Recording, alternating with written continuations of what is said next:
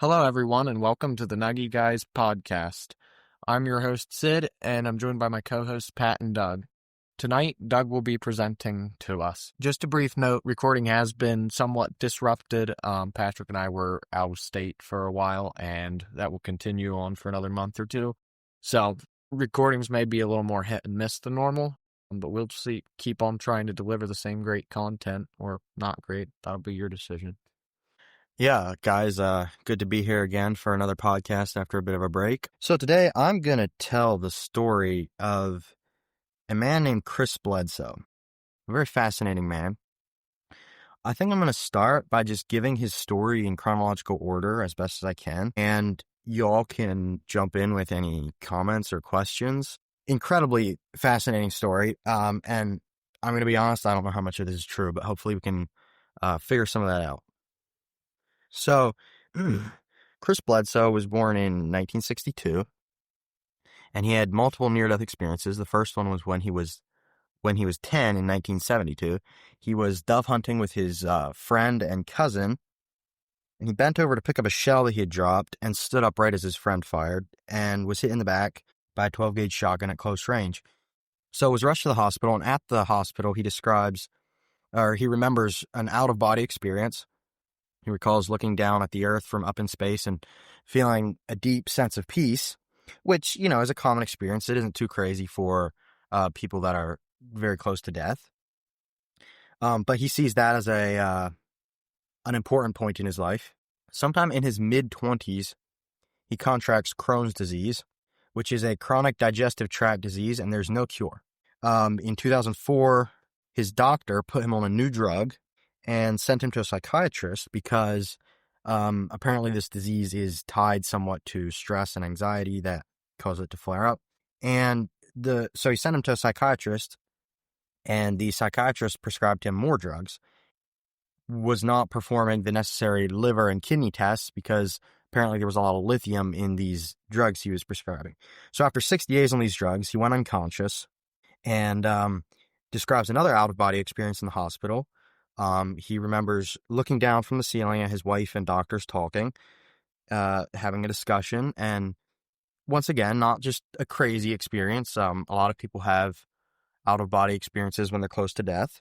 But then as he's recovering at home, he begins to see a little being around his house that only he was able to see. He even had a name for it and allegedly had conversations with it. And he says it was there to protect and watch over him and encourage him during his recovery process. And he describes it looking like a 3 to 4 year old child, about 3 feet tall. The rest of his family couldn't see it. He just assumed it was from the drugs. He was hallucinating, right? It's reasonable. This being faded away after a few months, but he says he could still feel it watching him. And he says that the medication opened him up to the big encounter in 2007. He's 46 years old at this point, and his life is kind of falling apart. He lost a successful construction business, making millions doing construction, and went from rich to poor kind of in a blink, and lost his house, lost his job, and his Crohn's disease was worse than ever, and it was kind of slowly killing him. He knew he was going to die from it eventually. So he was working for his dad's construction company at this point, because he lost his own company. And January 8, 2007, he was going fishing with some of his dad's employees and his son, Chris Jr., who was 17 years old at the time. They were fishing at the Cape Fear River, which is just a small river in North Carolina. So the other guys are fishing. He didn't feel like fishing, so he walked off. He's just walking along in it was a bit of a forest, walking along, and says he was praying, trying to figure out his life. Side note here, he was still is a very religious man, was raised Baptist and joined the Pentecostal church and was a deacon at the local Pentecostal church. So he's praying, trying to figure out his life, and he sees a ball of fire floating in the sky, 40 to 50 feet around and about 300 yards away. So naturally, he is curious, and he walks a bit closer and sees a second one. And at this point, he gets kind of scared. As he turns to run, he glances over his shoulder one last time and sees a third ball of fire. And he says he knew it could see him. the next thing he remembers is walking up to where the other guys are, about half a mile away. But he doesn't remember the half-mile trip back from where he was to where the other guys were. The other guys ask him where he's been, because they're saying, you've been gone all night. We've been looking for you. And he says, no, I was only gone 20 minutes. I just walked up that hill there. It wasn't that far. And he notices his son is gone. They said, yeah, he went looking for you 2 hours ago, and now we can't find him. So he goes looking for his son and finds him laying on the ground in shock. And his son said he encountered two beings about 3 feet tall with red eyes.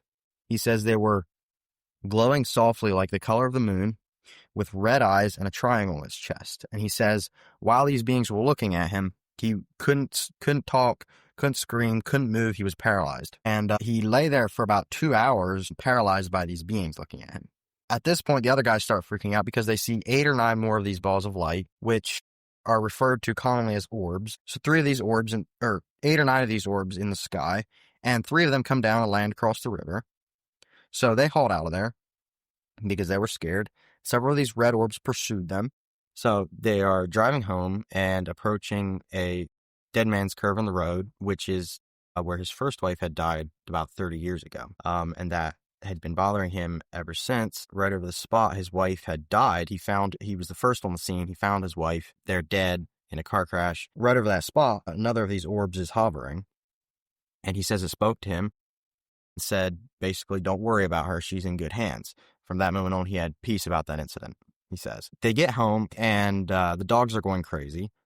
So they go out to the kennel where the dogs are, and he encountered another of these little glowing beings with the red eyes. And it told him that, hey, we're not here to hurt you, we're here to help you. And then vanishes. He woke up the next morning and remembered he had forgotten to take his meds for his Crohn's disease. But he felt perfectly fine. Normally, if he forgot, it would completely mess him up for a couple days. But from that time on, he never had another symptom of his Crohn's disease and was checked out by multiple doctors, and there was no signs of the disease. In the immediate aftermath, his son was kind of in shock and was saying, these were demons, this is demonic. And his church that I mentioned he was deacon at, they thought he was crazy and lying or else messing with demonic entities. And people called social services on him. Social services got involved, tried to take his kids. The whole community was mocking him and his children. Then 10 months later, he made his first official report to the Mutual UFO Network, which is an international network for reporting UFO sightings. So they're like the NASA of UFOs? Something like that. I honestly don't know if they're still an organization today, but back in the day, they were apparently pretty popular on TV. In January of 2008, convinced him to do a show on the Discovery Channel and told him basically that they would vindicate him and they would tell his story, prove that he wasn't lying, basically. So they interviewed him under hypnosis, which we'll get back to. That was interesting. And the show came out and they basically double-crossed him and called him a liar, said none of this actually happened. So, of course, the mocking got way worse. All right, so then his next encounter was Easter, or his next big encounter was Easter of 2012. At this point, everybody still either thinks he's crazy or messing with demons. He's walking outside at night, and he has a vision or sees an entity of a translucent bowl with stars inside it. And I didn't research the symbolism of this a whole lot, but he claims that the same thing is on the walls of the King's Chamber in the Great Pyramid in Giza. So he saw this bowl, and he never really said in all the interviews I listened to what that represents exactly. And he also communicated with another entity, which was the figure of a woman, he says, glowing like the moon, hovering about 3 feet off the ground. She tells him that if he spreads the story and tells what he's seen, she'll always be with him and allow him to film the orbs and various other weird things that happened to him. Because till now, he had no pictures or videos of anything that was happening to him. Okay, that's interesting because generally the bowl with stars is that, am I right? Is that what you said it was? Yes. That's supposed to usually be like the sky. Like it's how like the ancient people thought the sky was. They thought it was like a bowl with stars and you could like maybe see the darkness beyond it or maybe it was light shining it. Okay, interesting. I'm not sure how it's saying to the lady.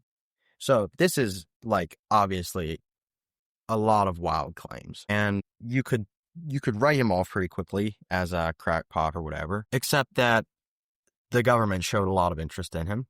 In what way? Well, in a lot of ways. We'll get to some of them. Okay, and you said there was some guys he was working with when there was those 9 floating orbs or whatever. He was fishing with them. Yeah, he was fishing with some of his coworkers, basically. And did anybody go back to them and say, "Hey, did this really happen?" Yeah. They were able to see it, right? They sent a agent or whatever from NASA to basically debunk this story, and the agent went around the community and asked a bunch of people and found 8 other witnesses in total who witnessed these orbs that night. That was in, I think, 15 or so that was a bit later. He's also made a lot of claims about performing miracles and healing people. In Easter of 2013, he performed his first miraculous healing, which was on his dog, and that is allegedly on camera. Miraculous healing. I've miraculously healed some dogs. I've sent them to a better place, son. And after the government, or after several people in the government heard about that, they got really interested in him. And in July 2014, he got a call from a person from the CIA who said, "Hey, we need you in DC. There's a boy that's dying of some sort of mitochondrial DNA disorder where he can't digest solid food. He's going to be dead in a couple months, and we're out of options." And he didn't say, in all the interviews I listened to, he didn't say the name of this boy. So hold on, the CIA asked for medical backup, a faith healer to come in and fix this guy? Allegedly. Why is the CIA? CIA doesn't do health stuff. I mean, they do bad health stuff. We know that. I don't know who this boy was. I would love to find out the identity of this boy, why he was so important. Probably the CIA is doing like child modification experiments. You never know. It's like Halo. They're like, quick, heal these dudes. They're going to be our next Spartans. Chris goes to DC and prays over him, and half an hour later, he is sitting up in bed eating solid food. And he also performed another alleged healing at the boy's bar mitzvah party. One other little incident that I have not mentioned yet was in October of 2012, a tree in his yard spontaneously ignited and partially burned from the inside out, basically. There is actually footage of this on YouTube, and I have seen it, although it's just a tree burning, honestly. So do with that what you will. But in 2015, this partially burned tree communicated with him through a device used by researchers that scans allegedly millions of frequencies super, super fast, and they will occasionally get messages from other entities or whatever. I don't understand all of what's behind that. Yeah, they're used by ghost hunters, right? They're called spirit box was what this research called it. Anyway, through this spirit box, the partially burned tree communicated with him and called him by name and said, "Chris, the Pope's in danger." And he communicated with his contacts in DC, and through remote viewing. Sorry, that line is just wild. So wait, through remote viewing, the CIA's remote viewing program is ongoing. Is what we're basically confirming here. He in the interview he talked about this episode. He did not confirm that, but then in a later episode, I think with Danny Jones, he said, "Hey, I did remote viewing with the CIA." Danny Jones said, "Wait, they don't do that anymore." And he's like, "They do." So if we're taking his word for anything, they do. And we know they've experimented with it in the past. What's remote? Yeah. It's like you enter a spiritual plane or some other dimension. It's like, and then you can go, but with no hardware. And then you can go look at anything, and also you can sort of like enter other people's heads as part of it, so you can like experience what they're experiencing. Wait, that is so weird. But also, like, you can just use it to watch stuff, so like you can just spy with it, which is what the CIA wanted. I think he was communicating. Allegedly, the CIA is also used to look into the future, which we can get into. There's another incident. Twin Towers? Different one that's still in the future, actually. So through remote viewing, uncovered a terrorist plot to bomb Congress Hall and kill the Pope, and they arrested a suspect. Is he named? Before it ever happened? No, he's not named. And I looked for evidence of a foiled terrorist plot in 2015 and couldn't find any stories about that. Maybe you could say it's because the plot never got far enough along, but could not find any stories about an attempted assassination on the Pope in 2015. So In 2017, he got rheumatoid arthritis very badly, was hardly able to move. And for some reason, his professor friend, Tim Taylor, who's kind of an infamous name in a lot of this, he's worked with NASA, I think the CIA, maybe the Department of Defense. He's connected to Musk and SpaceX, and he has access to the Vatican archives. So he combed through the Vatican archives on Chris Bledsoe's behalf, apparently. So combed the Vatican archives and came up with a story of St. Francis of Assisi, who allegedly died because he was zapped by one of these orbs. And other than that, he never said why they were combing the archives because he had rheumatoid arthritis. It's a little bit complicated, but basically he's been in communication with the Pope and with the Vatican. He claims that these orbs and these entities are basically angels. He says that the lady that came to him is the Holy Spirit, the breath of God, the wind, the Virgin Mary, Hathor, Demeter, Diana. Basically, the conglomeration of all mother archetypes from every culture, basically, which is a wild claim that I honestly don't know how to unpack theologically. But this lady told him some prophecies that are fun. She said, and this is a direct quote, "When Regulus is red on the horizon in front of the gaze of the Sphinx before daylight, that moment will mark a change in human knowledge." Regulus is the brightest star in the constellation Leo, and he says that is going to happen. The star Regulus is going to align with the gaze of the Sphinx in Easter of 2026, and at that point, that moment will mark a change in human knowledge. AI becomes conscious, possibly. That's all he said about it. He said she told him a lot of other prophecies. He said some prophecies about bombing Iran and Syria, which, to be honest, prophesying anything about any war in the Middle East is a pretty safe bet. And he also said, and this is a direct quote, "She told me a lot of stuff that I never revealed. To this day, I haven't revealed a whole lot of it because I don't want to sound like a prophet." Which is a crazy quote from a guy like that. So this is also getting back to the remote viewing thing. He claims that the CIA put some of their remote viewers on it, and they didn't say what was going to happen, but they said it was going to be something crazy. But he's not saying, to be clear, I've heard people say, oh, he's saying it's going to be Armageddon. He's saying it's, second coming or whatever. That's not what he's saying. It's going to mark a change in human knowledge, which is super vague, but yeah, we'll see, I guess. Easter of 2026. I also think it's interesting that the star is in Leo and it's going to be aligned with the Sphinx's gaze. Which okay, lion. That is, the line of the lion. That's sort of interesting. Sphinx. What? I'm going to blow the head off the Sphinx. They already blew the nose off. Yeah. What's the Sphinx? It's a statue in Egypt. And the stars never have aligned? Huh? I mean, technically, yeah, they align however often. I don't know what the we don't know stars aligning with. So he hasn't really said much else about. That is insane. Okay, why am I supposed to believe any of this?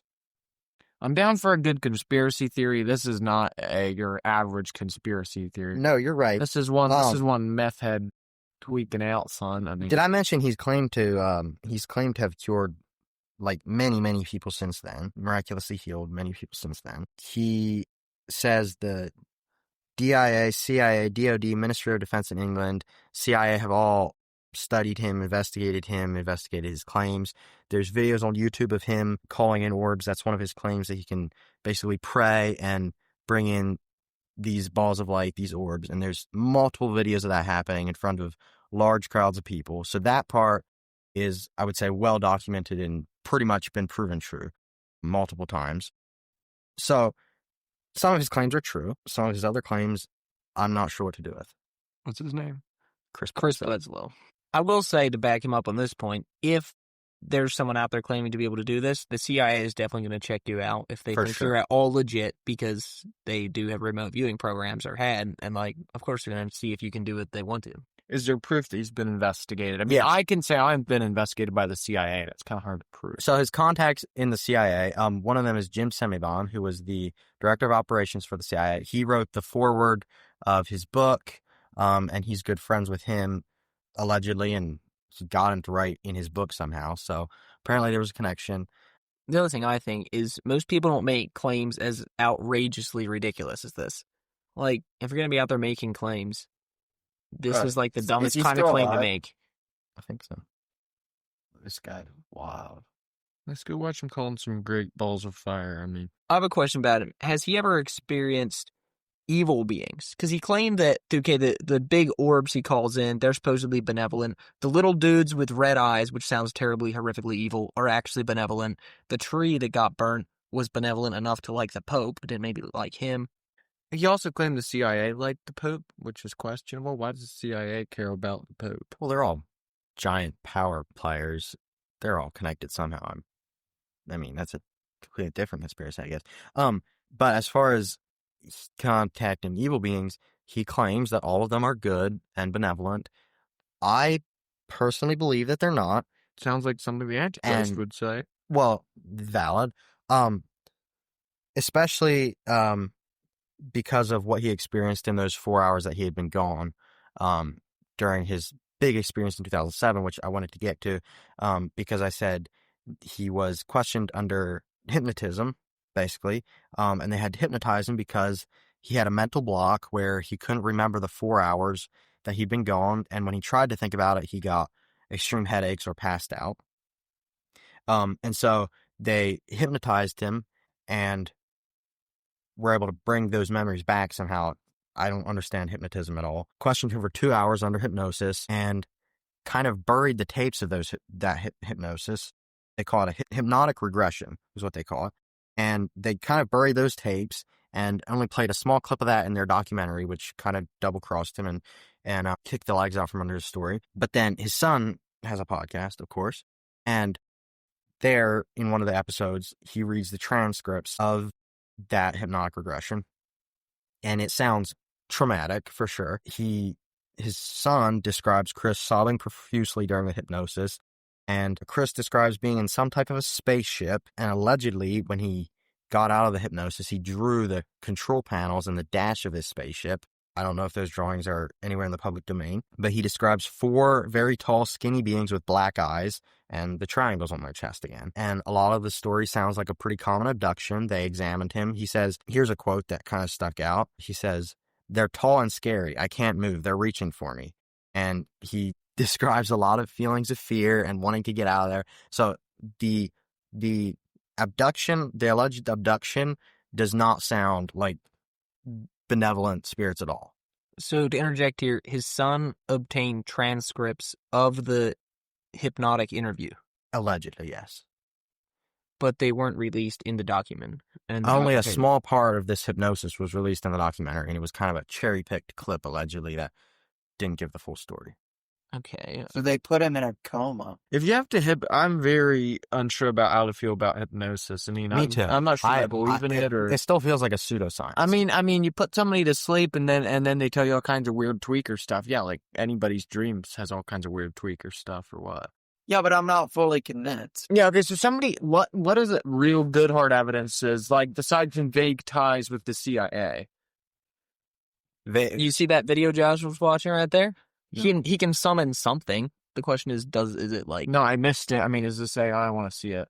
My legit question with this dude is, he can do it, why nobody else? Why is it not repeatable? Which is usually one of the criteria of proving something as real. That's what I always wonder. Is like, why is it's repeatable for him, but no one else? Yeah. And he has no answer to the question of why he was chosen for this. Like, I'm still looking for good evidences. Did you have any listed there or any that kind of things? Okay, hang on. Like, what are the facts that I know prove at least that people are in a group and saw balls of fire, or...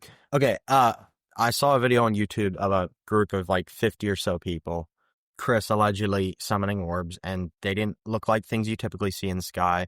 But then again, it's grainy footage. I'm sure there's experts in the field that could find some way to debunk it. But he has a bit of a following, I understand, and he'll get people together and have mass sky watching events. And I don't think he guarantees 100% success, but I think about 9 times out of 10, they'll see some type of unexplained phenomenon. And he's calling these in, or he just senses them and points them out? I think some of both. He claims to be able to call them in, but I think sometimes it's just maybe he's able to communicate with them and he knows where they're going to be. Do those dates correlate with known meteor showers? I have no idea. I've seen videos of orbs that are not simply streaking.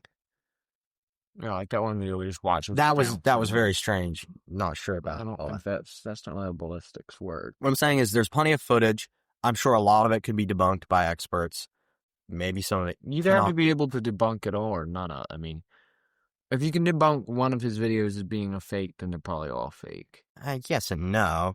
He's not the only, he doesn't have a monopoly on the footage of this stuff. Right. But the thing I keep coming back to that's very interesting is, like, if I'm going to go out and say, oh, I can do all this crazy stuff, like, I don't think the CIA would be at my door. I would argue that. Because at the end of the day, the CIA is deeply interested in supernatural powers and also to do any type of remote viewing. They're all into that stuff. Josh would know. Yeah, Josh, can you confirm this for us? How does I he know? can't. He's a CIA agent. Okay, here's my question. Does he charge for any of this? Like, is he making money off of this? Because you could always check into that. Like, Yeah, so... He should or what? Well, okay, so first thing I'm going to say is, for 5 years, his life was ruined, and his kids were getting picked on in Monica school. His life was just terrible for about 5 years afterwards. valid. So he did one documentary with Discovery Channel, I think I mentioned earlier. You mentioned that one. And then, I guess, kind of learned his lesson. He claims that he was offered multiple shows or documentaries or movies, and he turned them down because they would have altered his story, and he wanted to stay true to his story. And I will say that listening to several different interviews with him, his story does remain remarkably the same. Good point. So that's worth something, I guess. But allegedly he's turned down some offers for shows because they would have changed. So he claims he's turned down some money. He's written a book in 2023. I think it's called UFO of God. I've not read it, but I'm guessing he's made pretty decent money doing that. And there's definitely an argument to be made because he lost his business, was doing terribly financially, and now he's kind of relevant. But there's different stories you can make up if you're trying to become rich and relevant. That's true. And the other thing I thought about when you're talking about losing a business, they say losing a business is about like losing a kid. Like, it takes that much mental toll on the owner. Yeah. And he also lost his wife around the same time, or was that so he lost his before? wife. He lost his wife about a year after they were married. So I think that was in 1982 that he lost his wife. So that was a while ago. So it was significantly before he lost his business. But there's also the thing of his disease being healed. I guess you can say, oh, we don't have proof that he actually had Crohn's disease. Yeah, I mean, I guess you can go to hospital records if you want hard proof of him having Crohn's disease. I don't know. But there is that. It was verified that he was completely free of it after his encounter. As far as proof of some CIA connections, I could be wrong here, but I think if you watch his interview with Danny Jones, I think he shows several pictures of him with various NASA officials and CIA officials on that interview. I could be wrong about some of the people, but I'm fairly certain if you watch that, he'd show some pictures that aren't necessarily out on the internet. I'm looking for good evidence. But at the same time, it does seem, I mean, there seems to be some validity if you can call in these great flaming orbs of fire or always point them out. Or, I mean, I don't even care if you can always point out a meteor from inside a room, that's all. I mean, we're in a room and you can't see anything, and you can just say a meteor here, a meteor there. That's pretty cool. It's true. It's got to be valuable in some way. Was his book, you said it was something called about messengers of God or something? It's called UFO of God. UFO of God. Was he proclaiming to be like anti-God or pro-God? No, he would still claim to gods, be. He would still claim to be a Christian, as far as I know, and he says they're simply angels that manifest themselves to him. Here's the biggest thing I find really weird about that. He claims he can only see benevolent beings. That's all he's revealed that he has seen. But seriously, why? Like, how many of the prophets in the Bible saw bad guys when they were in trances and stuff, like Ezekiel? They only usually saw one guy. Right. Yeah. Ezekiel saw a lot of guys. I mean, yes, and you true, see an angel, like he saw. Okay, that brings up an interesting question. Are these for a purpose? You mentioned he did make one or two, maybe a handful of prophecies. But are these for like any grand purpose that he gets these instances to interact with interdimensional beings? I guess part of it is he would claim they give him power to heal people. And I think he's made claims about them just being there to look out for humanity in general. I'm not totally against this guy. I would definitely be down to talk to this dude. Yeah, but he seems fishy. He's a lot less fishy than most people you're going to find out there. He claims to. Yeah, you're probably right. So he's never claimed to be like a mouthpiece of God or like. In fact, he talks very little about communicating directly with God. Like he's typically communicating with this lady that he communicates with, which is interesting, or communicating with these orbs. Although he did say he doesn't pray to the orbs, he prays to God. He has said that. Does he have any theories on why they show up when he supposedly summons them? What's their reason to do this? He's praying. Like he had. Okay. Once again, he has no reason for why he's chosen to have these powers. So basically, he's saying these are angels. Yeah. These are a manifestation of angels, essentially. Angels. Well, I mean, that's sort of believable because, like, it was in the Bible. Well, the spirit world exists. In the Bible, angels were always coming to talk to people. Like Mary, an angel came to Mary. An angel came to... That was a pretty significant event. Like the Son of God being born. But there's a lot of prophets. But there's a lot of angels. There was also lots of prophets that angels were coming to and talking to. That's true, but one prophet every 300 years does not count as like a ton of angels showing up. No, it does not. Right, but I'm just saying in history, angels have shown up. It is true. It's a valid point. Yeah, but come the New Testament, there was a lot more prophecy and crazy stuff going on. Right. It's true. They're angels. I mean, I can believe that. I can honestly almost believe that. Well, if he's saying these angels, so why did he's saying they're entities from the spirit world? That's a good way to put it. And he's saying they're good entities, basically. Well, that's not the only entities that reside in the spirit world, is the thing. Okay, so if he actually believes to be a Christian, good, great guy who apparently has a good relationship with God or whatever, I mean, he's not. So that's okay. I'm gonna defend him on this point because that's not how he comes across at all. He's always come across as a very, very humble and soft-spoken person.